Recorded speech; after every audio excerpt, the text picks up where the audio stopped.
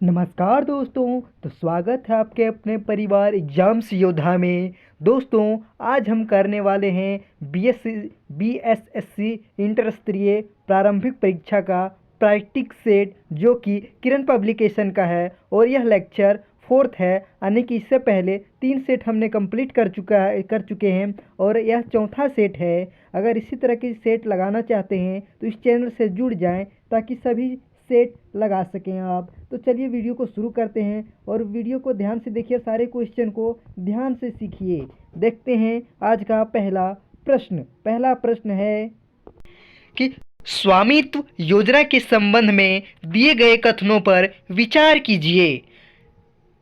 स्वामित्व योजना के संबंध में दिए गए कथनों पर विचार करना है। क्या करना है? विचार करना है। तो देखते हैं हम लोग इस पर क्या क्या कथन दिया हुआ है। पहला कथन है कि इस योजना का उद्देश्य ग्रामीण भूमि अभिलेखों का अद्यतनीकरण करना, ग्रामीण परिवारों को अधिकार का अभिलेखों प्रदान करना और संपत्ति पत्रों को जारी करना है। अगला देखते हैं। अगला है कि स्वामित्व पंचायती राज और ग्रामीण विकास मंत्रालय की एक केंद्रीय योजना है। अगला देखते हैं कि इस योजना को 6 साल 2020 से 26 की अवधि में पूरे देश में लागू की जाएगी। तो इसमें कौन सा कथन सही है, इसका हमको मिलान करना है। तो इसका आंसर हो जाएगा केवल एक, यानी कि ऑप्शन नंबर ए में 1 और 2 जो है वह सही है। 1 और 2 सही है। क्या है 1 नंबर में? इस योजना का उद्देश्य ग्रामीण भूमि अभिलेखों का अद्यतनीकरण मतलब अपडेट करना और ग्रामीण परिवार को अधिकारों का अभिलेख प्रदान करना होता है। और स्वामित्व पंचायती राज और ग्रामीण विकास मंत्रालय की एक केंद्रीय योजना है। अगला प्रश्न देखते हैं। अगला प्रश्न है कि दिल्ली में कुल कितनी विधानसभा सीटें हैं? दिल्ली में कुल कितने विधानसभा सीटें हैं? तो दिल्ली में कुल 70 विधानसभा सीट हैं। दिल्ली में कितने हैं? तो कुल 70 विधानसभा सीटें हैं। आपको बता दें दोस्तों कि दिल्ली जो है वो यह केंद्र शासित प्रदेश है और भारत के किसी भी केंद्र शासित प्रदेश में विधानसभा का गठन नहीं किया जाता है, लेकिन पुदुचेरी और दिल्ली में विशेष अधिकार प्राप्त है, जिससे यहाँ पर विधानसभा सीट प्राप्त है। 69 CA कॉन्स्टिट्यूशनल अमेंडमेंट के तहत, संविधान संशोधन के तहत 1991 में यहाँ विधानसभा सीट की गठन किया गया, यानी कि सृजन किया गया। तो इसमें कितने सीट हैं कुल? कितने हैं? 70 हैं। कितने हैं? 70। अगला प्रश्न की बात करें। अगला प्रश्न है कि आभासी वृक्ष रहित विरल वनस्पति कहाँ पाई जाती है? आभासी वृक्ष रहित विरल वनस्पति कहाँ पाई जाती है? तो यह जो है टुंड्रा प्रदेश में पाई जाती है। कहाँ पाई जाती है? टुंड्रा प्रदेश में पाई जाती है। अब ये टुंड्रा क्या है? तो उत्तरी ध्रुव में पाई जाने वाली वनस्पति को क्षेत्र में टुंड्रा प्रदेश होता है। उत्तरी ध्रुव में पाए वाले कुछ क्षेत्र होते हैं, वहाँ टुंड्रा प्रदेश क्षेत्र कहते हैं। वहाँ पर पाई जाने वाली वनस्पति को टुंड्रा वनस्पति कहते हैं। अगला प्रश्न देखते हैं। अगला प्रश्न है कि भूमि कारक को अन्य रूप में जाना जाता है। भूमि कारक को अन्य रूप में जाना जाता है। किस रूप में जाना जाता है? इसे जो है मृदीय कारक के रूप में जाना जाता है। किस कारक में? मृदीय कारक के रूप में जाना जाता है। अगला प्रश्न की बात करें। अगला प्रश्न है कि मुद्रास्फीति की अवधि में सबसे अधिक फायदा किसका होता है? मुद्रास्फीति की अवधि में सबसे अधिक फायदा किसका होता है? तो किसका होता है? मुद्रास्फीति में सबसे अधिक फायदा उद्यमी को होता है। किसका होता है? उद्यमी को होता है। अगले प्रश्न की बात करें तो अगला प्रश्न है कि निम्नलिखित में से कहाँ स्तूप नहीं है? कहाँ स्तूप नहीं है? तो 6 का आंसर हो जाएगा रांची। रांची में कोई भी स्तूप नहीं है। अगर स्तूप की बात करें तो सम्राट अशोक के द्वारा स्तूप निर्माण की प्रक्रिया शुरू की गई। स्तूप निर्माण की प्रक्रिया सम्राट अशोक के द्वारा शुरू किया गया। और सारनाथ में स्थित धामेख स्तूप सबसे प्राचीन माना जाता है। धामेख में जो है सांची में है धामेख स्तूप, जो कि सबसे प्राचीन स्तूपों में से है, सबसे प्राचीन स्तूप है।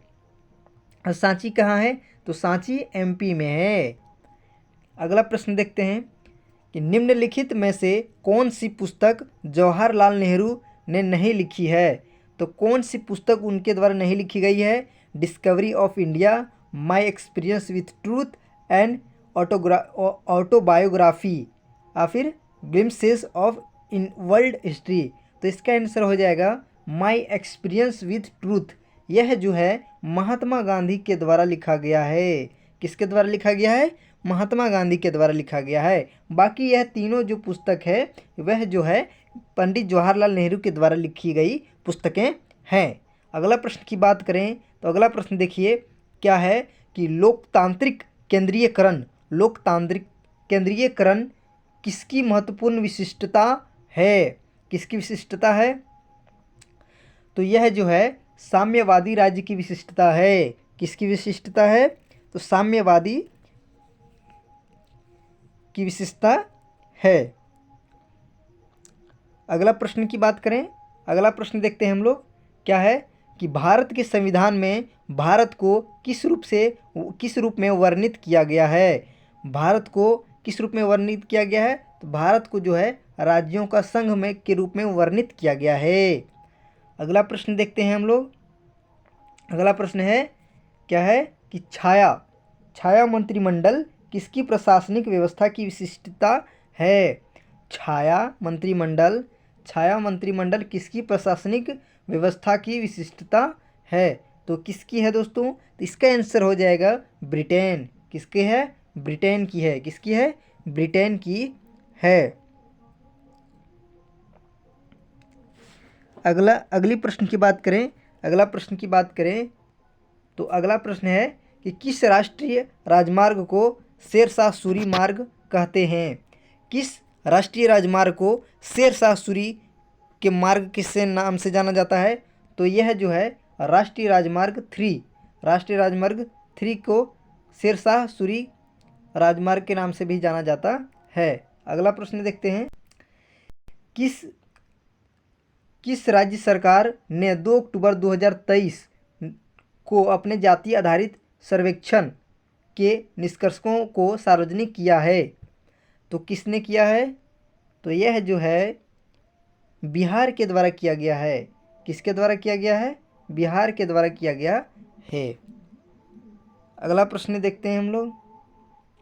अगला प्रश्न है कि आपूर्ति की मात्रा में वृद्धि किसे दर्शाती है? आपूर्ति क्या है कि आपूर्ति की मात्रा में वृद्धि किसे दर्शाती है? तो यह जो है किसे दर्शाती है? तो इसका आंसर हो जाएगा आपूर्ति वक्र की ऊर्ध्व प्रवृत्ति को दर्शाती हुई है। अगला प्रश्न देखते हैं। अगला प्रश्न है कि ब्राह्मणों पर भी जजिया कर लगाने वाला दिल्ली सुल्तान कौन था? तो यह जो है फिरोज शाह तुगलक था। कौन था? फिरोज तुगलक था। तो इन्होंने हिंदुओं पर जजिया कर लगाया था। सर्वप्रथम जजिया कर किसने लगाया था? तो ये आप लोग को बताना है कि सर्वप्रथम जजिया कर गैर हिंदुओं पर किसने लगाने की? ब्राह्मणों पर किसने लगाया था? अगला प्रश्न देखते हैं कि किसने मालदीव का राष्ट्रपति चुनाव जीता है? तो किसने जीता है? तो इसका आंसर हो जाएगा Mohamed Muizzu, doctor Mohamed Muizzu. Option number 1 Mohamed Muizzu. अगला प्रश्न की बात करें, अगला प्रश्न है केंद्र और राज्य के बीच केंद्रीय संसाधनों के निर्णय पर परामर्श करने के लिए राष्ट्रपति द्वारा किस निकाय का गठन किया जाता है? तो किस निकाय का गठन किया जाता है? तो किस निकाय का गठन किया जाता है? तो यह जो है वित्त आयोग की गठन की जाती है। वित्त आयोग की गठन की जाती है। आर्टिकल, वित्त आयोग की आर्टिकल क्या है? 288। ठीक है। अगला प्रश्न की बात करें, सॉरी इसमें थोड़ा मिस्टेक हुआ। वित्त आयोग की जो चर्चा है 280 यानी कि 280 में मिलता है। अगला प्रश्न देखते हैं कि राइडर कप किस खेल से संबंधित है? तो राइडर कप जो है वह जो है गोल्फ से संबंधित है। किससे संबंधित है? तो गोल्फ से संबंधित है राइडर कप। अगला प्रश्न की बात करें, अगला प्रश्न है कि गौतम बुद्ध का जन्म स्थान किसके द्वारा अंकित किया जाता है? यानी कि गौतम बुद्ध का जो जन्म हुआ था उसके लिए कौन सा प्रतीक चिन्ह का प्रयोग किया जाता है? तो उसके लिए जो है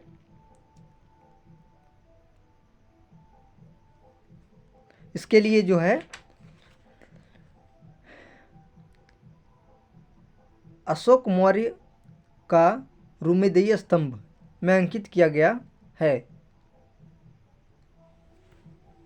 अगला प्रश्न की बात करें, अगला प्रश्न की बात करें तो अगला प्रश्न है कि किसी परिवार द्वारा अपने निजी उपयोग के लिए मक्खन घी तैयार करना किसका भाग है?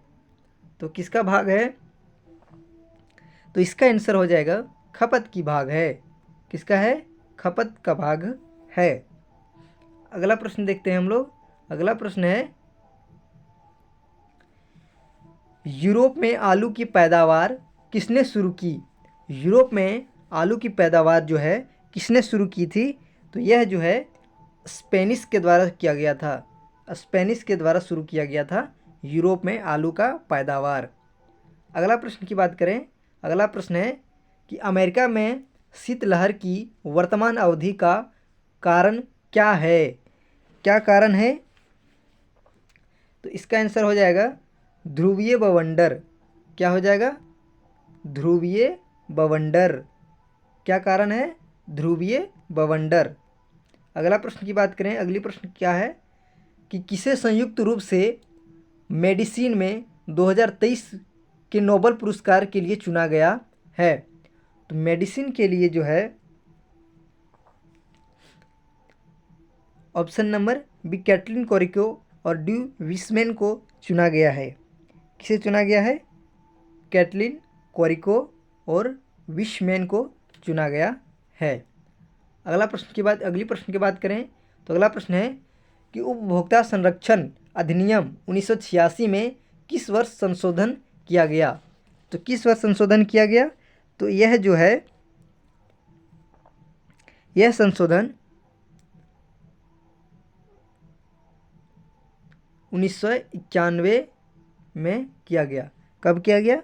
1991 में किया गया। अगला प्रश्न की बात करें, अगली प्रश्न की बात करें तो अगला प्रश्न है कि कंप्यूटर में द्वितीय संग्रहण सिस्टम के रूप में निम्नलिखित में से किसका प्रयोग किया जाता है? कंप्यूटर में द्वितीय संग्रहण के लिए किस सिस्टम का प्रयोग किया जाता है? तो द्वितीय संग्रहण के लिए जो है फ्लॉपी डिस्क का प्रयोग किया जाता है। किसका प्रयोग किया जाता है? फ्लॉपी डिस्क का प्रयोग किया जाता है। अगला प्रश्न की बात करें तो अगला प्रश्न है कि निम्नलिखित में से कौन आज़ाद हिंद फौज का संस्थापक है? तो इसका आंसर हो जाएगा आज़ाद हिंद फौज का संस्थापक जो है वह जो है सुभाष चंद्र बोस यहाँ पर हो जाएंगे। कौन हो जाएंगे? सुभाष चंद्र बोस। हालांकि इसमें अगर सर्वप्रथम इन्होंने जो है सुभाष चंद्र बोस ने सिंगापुर में 1942 में सुभाष चंद्र बोस ने 1942 में इसकी स्थापना किया था। अगला प्रश्न की बात करें तो अगला प्रश्न है, अगला प्रश्न है कि धूम्र रहित तंबाकू के उत्पादन, विपणन, भंडारण, विज्ञापन और उपभोग कर कहाँ रोक लगी है। यानी कि क्या है कि धूम्र रहित तंबाकू के उत्पादन, विपणन, भंडारण, विज्ञापन, उपभोग पर कहाँ पर रोक लगा दी गई है। तो यह जो है असम में जो है इस पर रोक लगा दिया गया है। कहाँ? असम में जो है इस पर रोक लगा दिया गया है। अगला प्रश्न है कि राज्य सरकार के संबंध में स्थानीय सरकार किसका प्रयोग करती है। राज्य सरकार के संबंध में स्थानीय सरकार किसका प्रयोग करती है। तो किसका प्रयोग करती है, तो इसका आंसर हो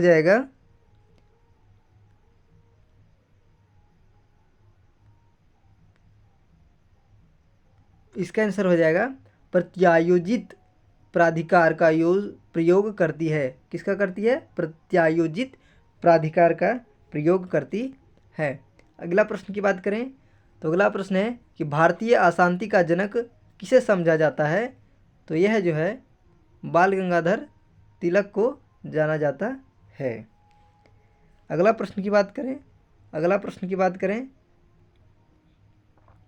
प्रश्न है कि ऑब्सीडियन, एंडेसाइट, गैब्रो और पेरोडाइट क्या है। यह जो है ऑब्सीडियन, एंडेसाइट, गैब्रो और पेरोटाइट जो है, यह जो है आग्नेय चट्टान का उदाहरण है। किसका है? आग्नेय चट्टान का उदाहरण है। अगला प्रश्न की बात करें, अगला प्रश्न है कि जहाँ कानून नहीं वहाँ स्वतंत्रता नहीं, यह किसने कहा था। जहाँ कानून नहीं वहाँ स्वतंत्रता नहीं, यह किसने कहा था।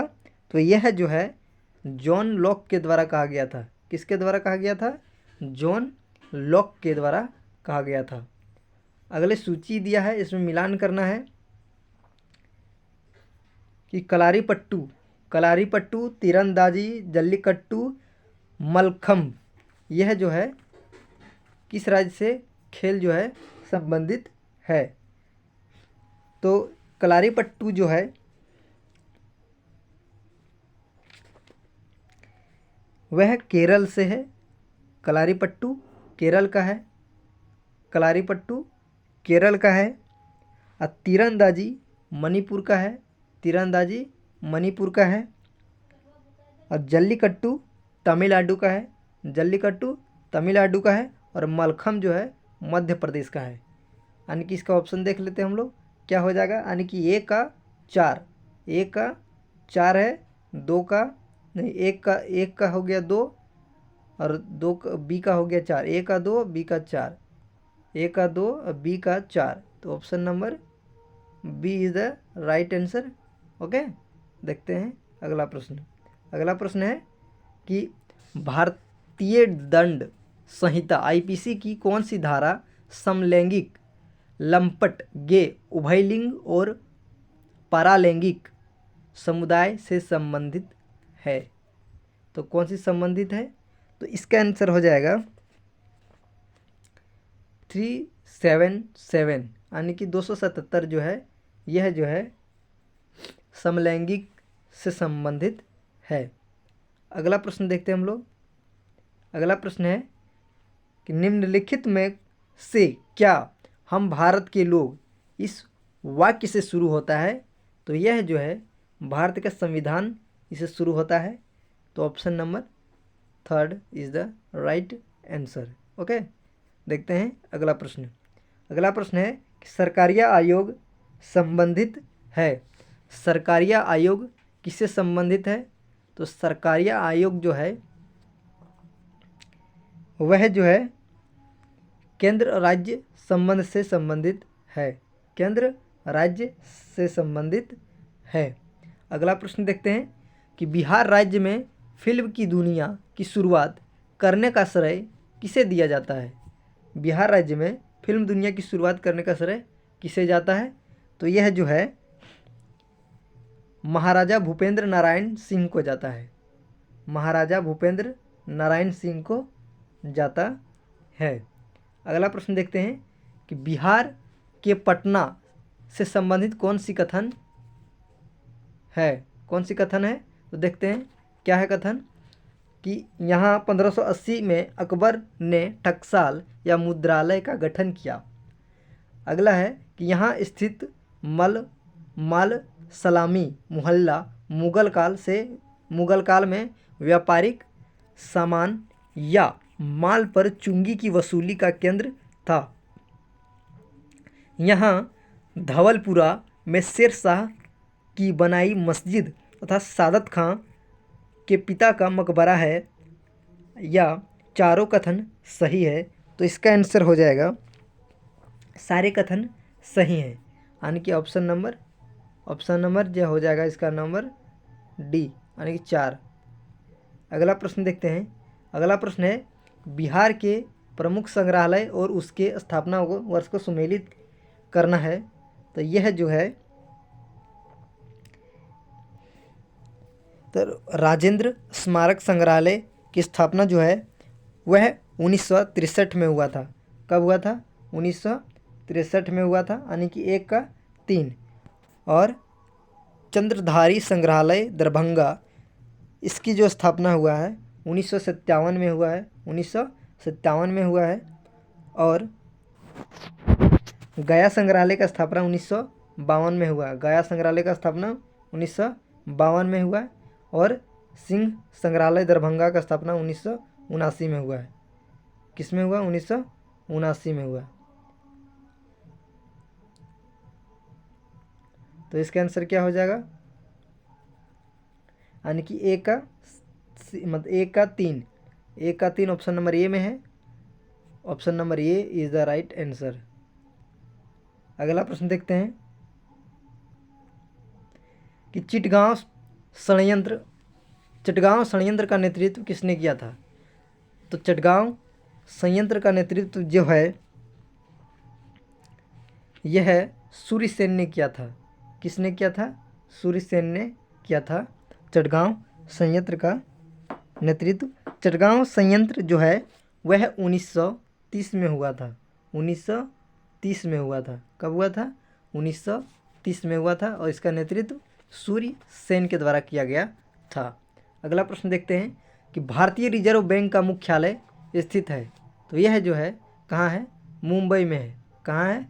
मुंबई में है। अगर भारतीय रिजर्व बैंक की स्थापना की बात करें तो यह जो स्थापना है 1935 में हुआ था। 1935 में हुआ था। हालांकि अधिनियम 1934 का था। और आयोग कौन सा था? यंग हिल्टन आयोग जो है, यंग हिल्टन आयोग के द्वारा इसकी स्थापना किया गया था। अगला प्रश्न देखते हैं कि राजगीर में पर्यटकों के लिए दार्शनिक है, यानी किसके लिए राजगीर जो है वह फेमस है? तो किसके लिए फेमस है?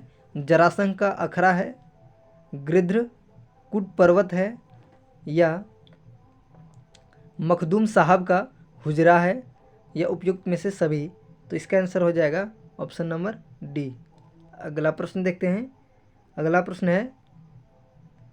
प्रश्न है कि भारतीय प्रणाली सर्वेक्षण के वैज्ञानिकों ने पश्चिम बंगाल के दीघा मोहना के गहरे पानी में जीवंत नारंगी रंग की समुद्री मछली की एक नई प्रजाति की खोज की है। प्रजाति का नाम बताएं। तो यह किस प्रजाति की है? तो यह जो है वह टेरिगोट्रिग्ला प्रजाति, टेरिगोट्रिग्ला इंटरमेडिका, ऑप्शन नंबर ए है इसका सही आंसर। अगला प्रश्न की बात करें। अगला प्रश्न है कि निम्नलिखित में से कौन सा भारत में चालू वित्तीय घाटे का प्रत्यक्ष कारण नहीं है? तो क्या नहीं है? तो इसका आंसर हो जाएगा निर्यात से बहुत ज़्यादा आयात होना प्रत्यक्ष कारण नहीं है। अगले प्रश्न की बात करें तो अगला प्रश्न है कि निम्नलिखित में से कौन सी स्थिति में भारत में आपातकाल नहीं लगाई जा सकती है? कौन सी स्थिति में नहीं लगाई जा सकती है? तो इसका आंसर हो जाएगा राष्ट्रपति द्वारा सरकार भंग किए जाने या फिर कानून व्यवस्था भंग हो जाने पर। तो इसका आंसर जो हो जाएगा राष्ट्रपति भंग हो जाने पर, राष्ट्रपति द्वारा सरकार भंग किए जाने पर आपातकाल नहीं लगाई जाती है। आपातकाल की बात करें तो कितने प्रकार के आपातकाल होता है? 3 प्रकार का होता है। अनुच्छेद 352 कौन सा, और 356, 360। अगला प्रश्न देखते हैं कि बिहार के प्रमंडल के संबंध में निम्न में से कौन सा तथ्य गलत है? तो इसके बारे में कौन सा कथन गलत है यह पता करना है। पूछा है कि मगध प्रमंडल के जिले गया, जहानाबाद, नवादा, औरंगाबाद, अरवल। अगला है कि तिरहुत प्रमंडल के जिले पूर्वी चंपारण, पश्चिमी चंपारण, मुजफ्फरपुर, सीतामढ़ी, शिवहर, वैशाली। अगला है कि सारण प्रमंडल के जिले मुजफ्फरपुर, वैशाली, गोपालगंज, शिवहर एवं सिवान। अगला है कि पूर्णिया प्रमंडल के जिले अररिया, किशनगंज, कटिहार एवं पूर्णिया। तो कौन सा कथन गलत है? तो इसका आंसर हो जाएगा ऑप्शन नंबर 3। ऑप्शन नंबर 3 जो है वह गलत है। ऑप्शन नंबर 3 जो है वह गलत है, बाकी बात सब सही है। अगला प्रश्न है कि संविधान का आधार मूल ढांचा परिभाषित है। तो यह जो किससे परिभाषित है? तो यह भारत की जनता के द्वारा परिभाषित है। अगला प्रश्न देखते हैं कि मौलिक अधिकारों के उल्लंघन के किसी मामले की सुनवाई की जा सकती है। तो यह जो है कहाँ की जा सकती है? उच्चतम न्यायालय द्वारा सीधे किया जा सकता है। उच्चतम न्यायालय द्वारा सीधे कराई जा सकती है। आर्टिकल हो गया 32। अगला प्रश्न की बात करें। अगला प्रश्न है भारत के संविधान में संशोधन किए जा सकते हैं। भारत के संविधान में संशोधन किए जा सकते हैं किसके द्वारा? उच्चतम न्यायालय द्वारा, राष्ट्रपति द्वारा, संसद द्वारा, सरकार द्वारा। तो यह जो हो जाएगा संसद द्वारा संशोधन किए जा सकते हैं। आर्टिकल 368 के द्वारा संशोधन होता है। अगला प्रश्न है कि विश्व का सबसे ऊंचा जलप्रपात यह कौन सी जलप्रपात है? तो यह जो है नियाग्रा जलप्रपात है। नियाग्रा जलप्रपात है।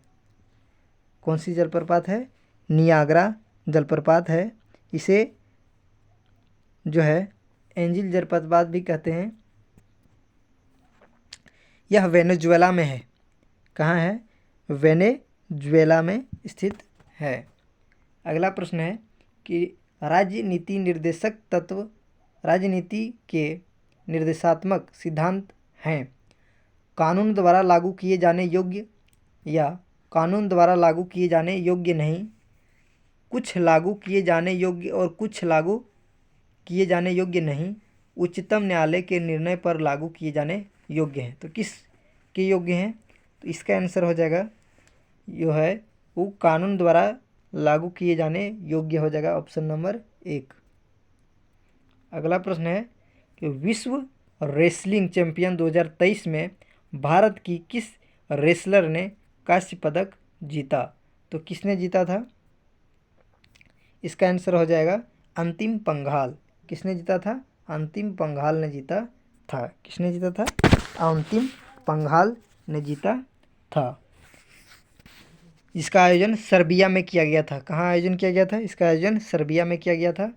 तो यह जीके का 50 क्वेश्चन हमने कवर किया है। अगला साइंस का जो सेट है वो अगले वीडियो के माध्यम से किया जाएगा। तो वो वीडियो भी आप लोग पूरा देखें और सारे क्वेश्चन को अटेम्प्ट करें ताकि आप लोग अच्छे से अच्छे स्कोर कर पाएँ। मिलते हैं अगले वीडियो में, तब तक के लिए बाय।